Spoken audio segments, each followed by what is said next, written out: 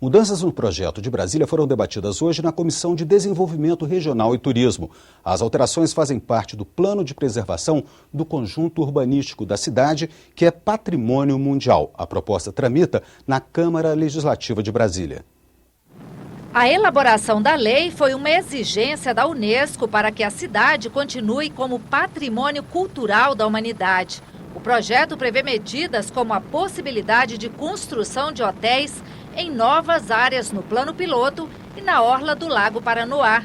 O governo do Distrito Federal anunciou a retirada de pontos polêmicos, como a criação de lotes comerciais no canteiro central do eixo monumental e a concessão de áreas públicas para a iniciativa privada nas entrequadras residenciais. Mas a proposta foi criticada durante o debate na Comissão de Desenvolvimento Regional. A crise que nós vivemos no debate do PPCub reside no hibridismo e na ambiguidade de ser ou pretender ser ao mesmo tempo um plano de preservação e ser ou pretender ser ao mesmo tempo um plano de desenvolvimento urbano.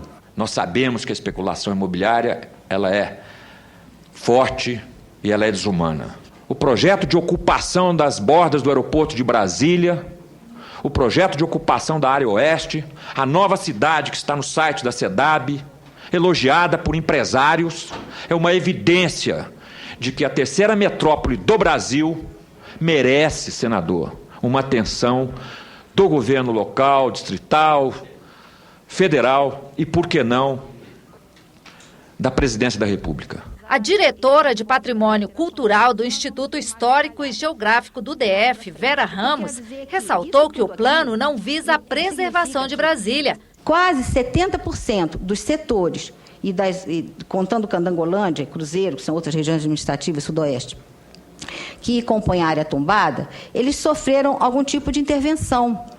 Então, a impressão que me deu ao analisar é que estava sendo feita uma revisão geral do plano urbanístico e não uma atualização de normas, umas adequações necessárias em alguns setores. Eu concordo que a gente tem que melhorar bastante esse texto para que ele não provoque as polêmicas que ele provoca, porque realmente a gente tem se deparado, e também quando a gente volta a ler um texto, é normal de quem é o autor de um texto, volta a ler o texto depois de algumas críticas e olhar com ele com outros olhos e com outro carinho. O governo, no momento que a sociedade se mobilizou, anunciou a retirada de vários pontos. Por outro lado, isso ainda não foi formalizado. É importante que isso seja formalizado para que se saiba exatamente o que saiu e o que fica. Punições mais severas para motoristas infratores. É o que está num projeto aprovado na Comissão de Constituição e Justiça. A proposta segue agora para a Câmara dos Deputados, se não houver recurso, para que antes vá ao plenário do Senado. Pela proposta, quem tiver a habilitação cassada por dirigir embriagado só terá o direito de solicitar nova carteira após 3 anos. Hoje o prazo é de 2 anos. O motorista que for flagrado disputando racha ou participando de competição não autorizada ficará sem dirigir por 1 ano. O projeto aumenta ainda o valor das multas para 7 tipos de infrações gravíssimas. O condutor que deixar de socorrer a vítima em caso de acidente vai pagar multa de R$ 1.915. Hoje o valor é de R$ 574. A multa para quem dirige sem habilitação passa para R$ 957. Todos os anos, o Tribunal de Contas da União entrega ao Congresso um relatório sobre a fiscalização de obras públicas. Hoje, o Poder Legislativo começou a receber também resultados de auditorias feitas em outras áreas, como gestão de pessoas e meio ambiente.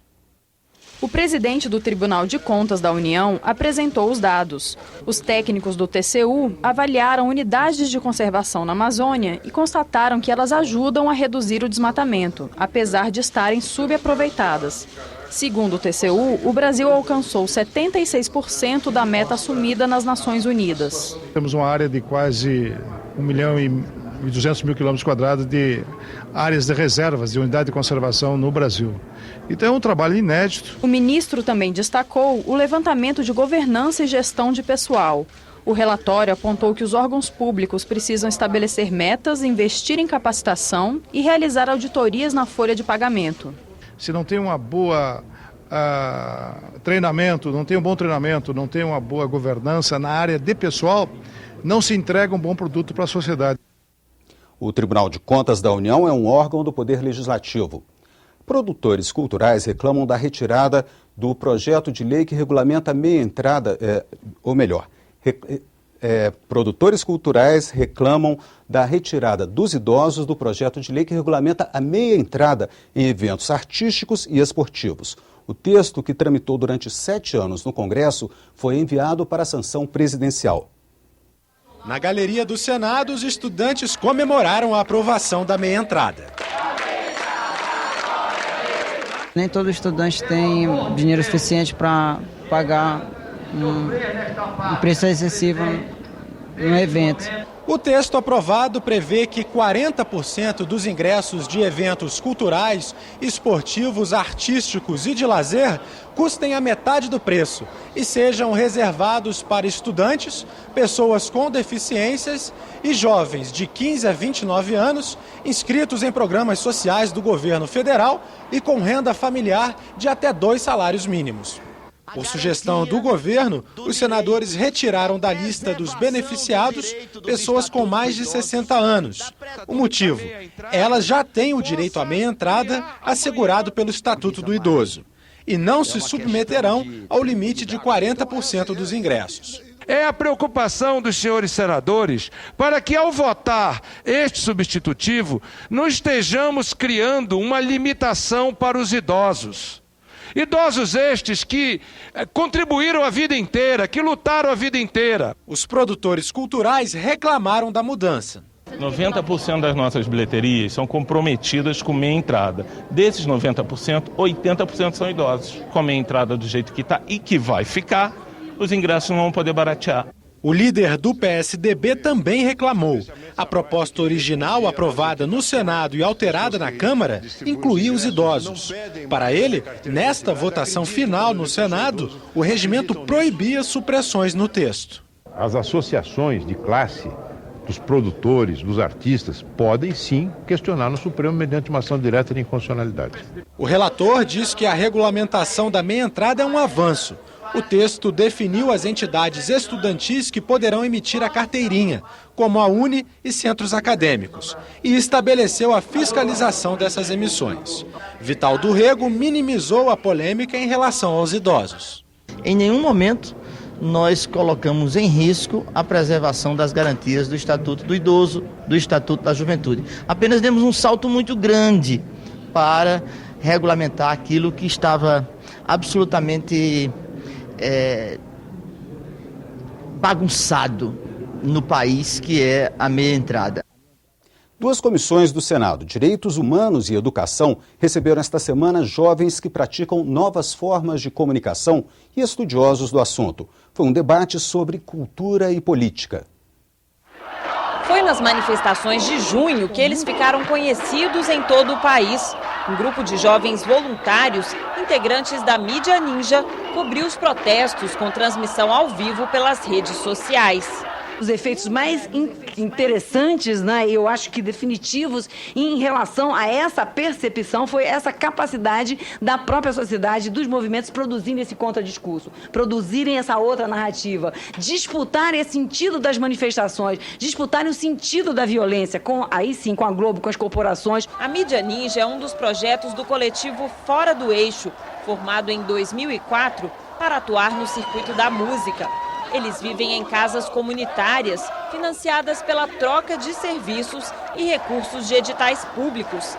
Têm moeda própria e compartilham tudo o que ganham com trabalhos externos. Um dos fundadores do grupo explicou que o objetivo é criar novas lógicas de produção, alternativas de vida para a juventude ainda pouco compreendidas pela sociedade. Tivemos que travar debates muito intensos, tanto com a direita quanto com a esquerda. A direita achando que éramos os novos comunistas e uma parte significativa da esquerda autofágica nos vendo como novos capitalistas. Sai do eixo da grana. Sai fora da ideia de que grana, de que o dinheiro, que a economia é o pilar de sustentação de um movimento e parte para uma atitude que se resolve no caixa coletivo de uma forma extremamente avançada em tudo aquilo que nós, hippies, sonhávamos nos anos 60. O Fora do Eixo defendeu a divisão dos recursos da publicidade do governo com a mídia independente, além de mais dinheiro e políticas públicas para os pequenos produtores culturais. Por um lado, você tem uma lei Rouanet, que só funciona no eixo Rio-São Paulo, alguma coisinha em Belo Horizonte, alguma coisinha em Porto Alegre, alguma coisinha em Pernambuco, mas não funciona mais em nenhum lugar do Brasil. E, por outro lado, quando você estabelece uma política de prêmio, sabe que esse prêmio é diretamente criminalizado pelo Tribunal de Contas, que não aceita que o recurso caia direto na ponta. Os convidados pediram a aprovação de 3 projetos de lei. O Marco Civil da Internet, que tramita na Câmara, a Política Nacional de Cultura Viva e o Marco Regulatório para o Terceiro Setor, que estão no Senado. Eles também cobraram mais diálogo do Congresso com os movimentos sociais e disseram que as manifestações voltam no ano que vem. Nós temos no exemplo do Fora do Eixo uma semente, uma pílula daquilo que de como é possível começar a pensar no século XXI em escala, porque não é mais uma experiência isolada. Vai ter que ter abertura para participação, não há outro caminho para esse país, porque foram ativados nesse país uma nova classe média formadora de opinião, que não é só consumidora. Vem aí os intelectuais do ProUni, que vão formular novas teses e novas hipóteses sobre esse país, além do coronelismo. Existe todo um discurso de horror à política, de horror ao parlamento, né, de horror à política instituída, que só serve à direita, né? Democracia representativa só é avançada se ela passa a ser participativa. E só é participativa se vocês dela participam e dão esse salto. O Senado vai investir na área de informática e na TV Senado. Os recursos virão da concorrência para escolher o banco que vai administrar a folha de pagamento dos servidores. O anúncio foi feito pelo presidente Renan Calheiros durante o lançamento de uma nova ferramenta de informação sobre as atividades do Legislativo, o Portal das Comissões. O novo site permite acesso rápido a informações de qualquer comissão ou subcomissão do Senado. Na página também está disponível a tramitação das matérias legislativas, como projetos de lei, propostas de emenda à Constituição e medidas provisórias. O portal se adapta a todas as plataformas e dispositivos de leitura, computador, tablet ou smartphone, e vai permitir a transmissão em texto e vídeo das reuniões dos colegiados. Mais uma novidade do portal é a possibilidade de ampliar a rápida divulgação dos eventos ocorridos e daquilo que vai acontecer nas comissões. Esse portal começa oferecendo um registro em tempo real do início ao fim das reuniões. E já no mês de fevereiro de 2014 vai ser possível o acompanhamento da transmissão via internet do vídeo de todas as reuniões em plena integração com a TV Senado. O presidente Renan Calheiros anunciou investimentos no ano que vem para a modernização dos meios de divulgação do processo legislativo. As sessões do plenário e reuniões das comissões terão transmissão digital. Os recursos também vão permitir a modernização do Prodazem e da TV Senado. Nós vamos concluir o processo de venda da conta do Senado Federal. Isso dará certamente um crédito para o Senado Federal de algo em torno de 100 milhões de reais. E com ele nós vamos cumprir as outras metas de digitalizar a TV Senado, atualizando, modernizando. O Portal das Comissões pode ser acessado a partir do link Atividades Legislativas no site do Senado. Morreu hoje em Joanesburgo o ex-presidente da África do Sul, Nelson Mandela. Um dos maiores estadistas do século XX, Mandela tinha 95 anos. Amanhã o Senado deve aprovar voto de pesar e solidariedade ao povo sul-africano. Mandela veio 2 vezes a Brasília. Na última, em 1998, foi recebido pelo então presidente do Congresso, senador Antônio Carlos Magalhães. O homem que dedicou a vida à luta pela igualdade liderou os sul-africanos contra o regime do apartheid, uma política de segregação racial. Mandela passou 27 anos preso. Com o fim do apartheid, os negros finalmente puderam votar. E Mandela foi eleito o primeiro presidente negro da África do Sul. O mandato durou de 1994 a 99. Em 93, Ele ganhou o Prêmio Nobel da Paz. Você pode rever as reportagens desta edição na página da TV Senado na internet. Até amanhã.